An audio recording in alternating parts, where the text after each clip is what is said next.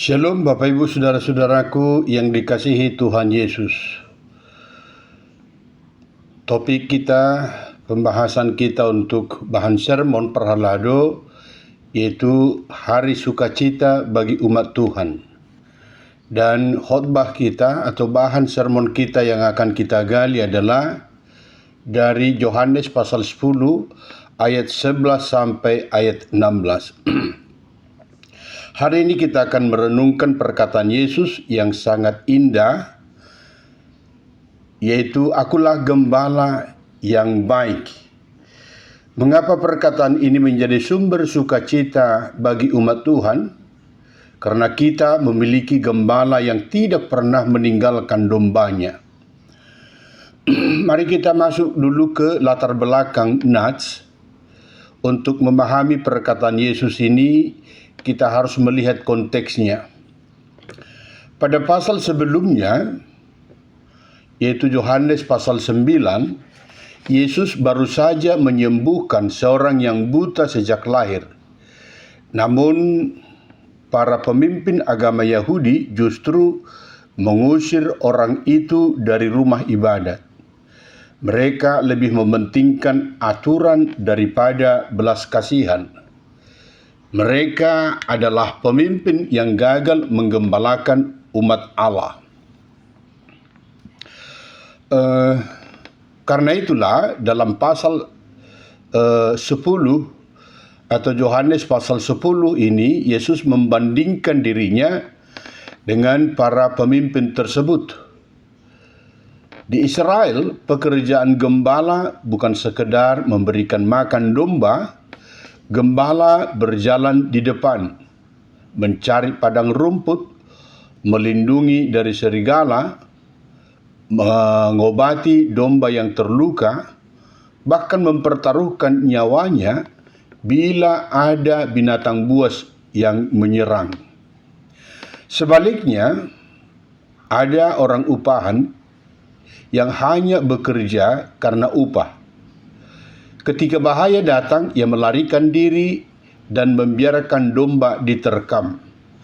Melalui gambaran ini, Yesus menyatakan bahwa dialah gembala sejati yang diberikan Allah bagi umatnya. Nah, untuk memperdalam, memaknai pesan teks ini, mari kita masuk ke tafsiran ayat per ayat, Yohanes 10 ayat 11 sampai ayat 16. Ayat 11, akulah gembala yang baik. Nah, ada kata baik di sana tertulis. Kata baik itu berasal dari bahasa Yunani, yaitu kalos, yang berarti bukan hanya baik secara moral, tetapi juga mulia, indah, sempurna, dan layak menjadi teladan. Nah, itulah makna dari kata baik yang tertulis dalam bahasa Yunani kalos. Kemudian Yesus berkata, gembala yang baik menyerahkan nyawanya bagi domba-dombanya. Inilah nubuatan tentang salib. Nah, kalau kita menghubungkan nanti kepada salib, nah wujud dari kebaikan itu adalah salib. Yesus tidak sekedar mengajar atau memimpin. Ia rela mati agar manusia memperoleh hidup yang kekal. Ayat 12 sampai 13, di sana ada Yesus berbicara tentang orang upahan. Orang upahan bekerja demi keuntungan. Selama keadaan aman, ia tetap bersama domba. Tetapi ketika serigala datang, ketika tantangan datang, ia lari menyelamatkan diri, bukan menyelamatkan apa yang dia gembalakan. Serigala melambangkan kuasa yang menghancurkan iman, dosa, ajaran sesat, iblis, dan segala ancaman terhadap umat Allah. Nah, apa saja ancaman itu dilambangkan dengan serigala. Yesus berbeda. Ia tetap tinggal bersama umatnya, sekalipun harus menanggung penderitaan. Ayat 14 sampai ayat 15, aku mengenal domba-dombaku dan domba-dombaku mengenal aku. Kata mengenal bukan hanya sekedar mengetahui nama. Dalam bahasa Yunani itu tertulis ginosko.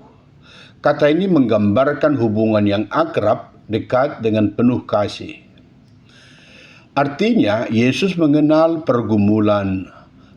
Dia tahu kenapa air mata kita bercucuran. Dia tahu kelemahan kita, bahkan kebutuhan setiap orang percaya. Sebaliknya, domba mengenal suara gembalanya. Di Palestina, beberapa kawanan domba sering berada dalam satu kandang pada malam hari. Keesokan paginya, setiap gembala memanggil dengan suara khasnya, dan hanya domba miliknya yang mengikuti suara itu, suara gembala itu. Demikian pula orang percaya dipanggil untuk peka membedakan suara Kristus dari suara dunia. Nah, ini penting. Ada banyak suara-suara dunia yang meniru suara Kristus, tapi mereka adalah yang palsu. Ya. Ayat 16, ada lagi pada aku domba-domba lain. Apa yang dimaksud dengan domba-domba lain dalam ayat 16 ini?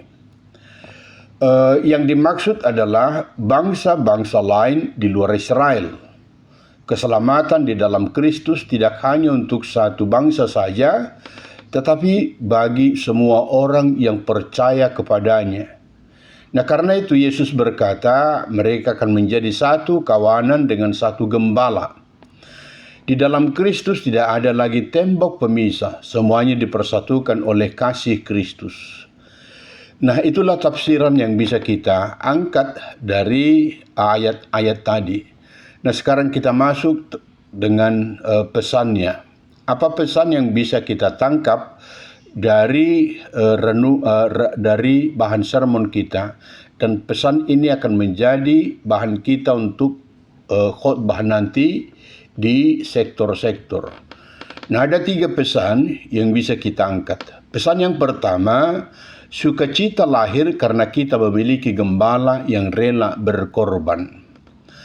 Yesus tidak meninggalkan umatnya ketika penderitaan datang. Ia justru menyerahkan nyawanya demi keselamatan kita. Nah, itulah yang pesan yang pertama. Nah, yang kedua, sukacita muncul ketika kita terus mendengarkan suara gembala itu. Di tengah banyaknya suara dunia, orang percaya dipanggil untuk mendengarkan firman Tuhan dan mentaatinya setiap hari. Pesan yang ketiga adalah sukacita sejati diwujudkan dengan menggembalakan sesama dalam kasih. Sebagai perhalado, penatua, diaken, pelayan, bahkan seluruh jemaat, orang tua, ya, kita dipanggil meneladani Yesus, hadir bagi yang lemah, menguatkan yang putus asa, dan tidak meninggalkan mereka yang sedang bergumul. Nah, itulah panggilan gereja. Dan itu juga panggilan orang-orang percaya. Ya, semua orang percaya harus melakukan ini. Nah, mari kita merefleksikan bahan sermon kita ini dalam kehidupan kita sehari-hari. Hari ini kita hidup di zaman yang penuh suara media sosial, kepentingan pribadi, popularitas, dan berbagai ajaran-ajaran yang membingungkan. Apalagi kalau kita melihat di media sosial, banyak kali tawaran-tawaran dari semua penjuru. Pertanyaan bukan apakah kita mendengarkan banyak suara, tetapi suara siapa yang kita ikuti. Sebagai perhalado, kita juga perlu bertanya kepada diri kita sendiri. Apakah saya melayani karena kasih Kristus atau hanya melayani karena menjalankan tugas saja? Apakah saya hadir ketika jemaat mengalami kesulitan? Apakah saya mengenal domba-domba yang telah Tuhan percayakan kepada saya? Gereja akan menjadi tempat yang penuh sukacita apabila para pelayannya meneladani gembala yang agung, yaitu Yesus Kristus. Demikian juga keluarga akan penuh sukacita ketika setiap orang beriman, orang tua, suami dan istri, dan anak-anak itu akan penuh dengan sukacita apabila mereka meneladani gembala agung, yaitu Yesus Kristus. Nah, penutup, Bapak Ibu Saudara-saudara yang dikasihi oleh Tuhan Yesus, hari sukacita bagi umat Tuhan bukan karena hidup selalu mudah, tetapi karena kita memiliki gembala yang tidak pernah meninggalkan kita. Ia mengenal nama kita, mendengarkan doa kita, menjaga langkah kita, bahkan telah menyerahkan nyawanya bagi kita. Karena itu, marilah kita mengikuti suaranya dan sebagai pelayan Tuhan menggembalakan sesama dengan kasih yang sama seperti Kristus telah mengasihi kita. Demikian juga orang tua mempraktekkan kasih Kristus dalam kehidupan keluarga mereka. Amin. HKBP Desa Teladan, Pendeta Willy Rumapea.